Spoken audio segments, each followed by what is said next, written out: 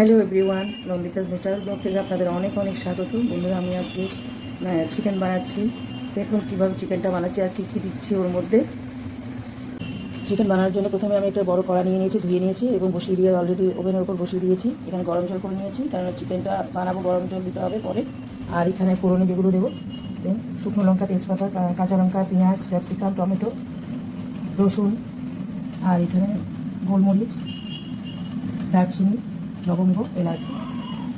আর এখানে হচ্ছে নুন, হলুদ, জিরে গুঁড়ো, ভাজা জিরে গুঁড়ো, চিনি, কাশ্মীরি গুঁড়ো লঙ্কা সামান্য, গোলমরিচের গুঁড়ো।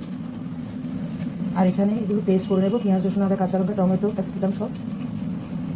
আর এখানে পেঁপে দেবো, আলু কেটে রেখেছি, পেঁপে, সাথে কয়েকটা গোটা পেঁয়াজ চিকেনের মধ্যে যখন দেবো, ওগুলো যখন সেদ্ধ হয়ে উঠবে তখন খেতে দারুণ লাগবে, ওর জন্য কয়েকটা দিয়েছি। আর এখানে চিকেনটা ম্যারিনেট করা আছে খুব সিম্পল ওয়েতে, এখানে বেশি কিছু মেশাইনি। লেবু রস দেওয়া আছে, নুন, হলুদ, তেল আর লেবু রস দিয়ে মেখে নিয়েছি। আপনার ইচ্ছে হলে পেঁয়াজ, রসুন, আদা, কাঁচা লঙ্কা যেগুলো সমস্ত পেস্টগুলো দিয়েও মাখতে পারে। এগুলো আমি কাল রাতেই মেখে রেখেছি, ওই জন্য তখন ওগুলো কাটা হয়নি বা পেস্ট হয়নি। এই দেখুন সব এইভাবে করে দেখাচ্ছি আরেকবার।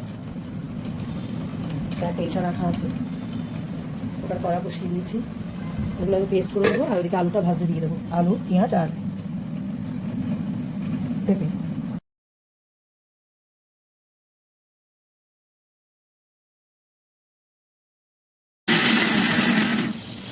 মিক্সিতে পেস্টটা করা হচ্ছে। আলু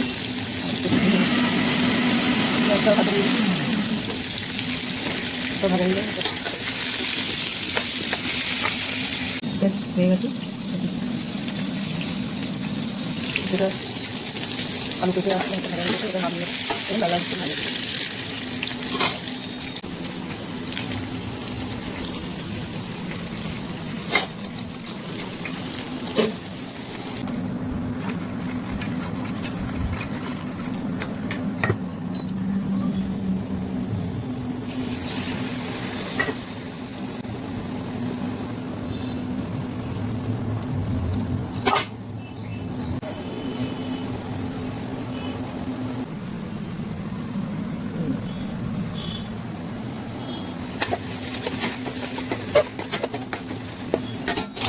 হসপিটাল দিচ্ছি।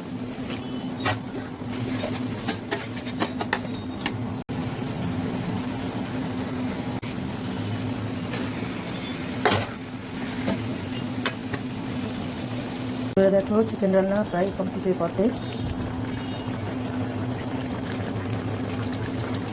চিকেন রান্নাটা কেমন হয়েছে তোমরা অবশ্যই কমেন্টস করে জানাবে। দেখতে কেমন লাগছে সেটাও জানাবে।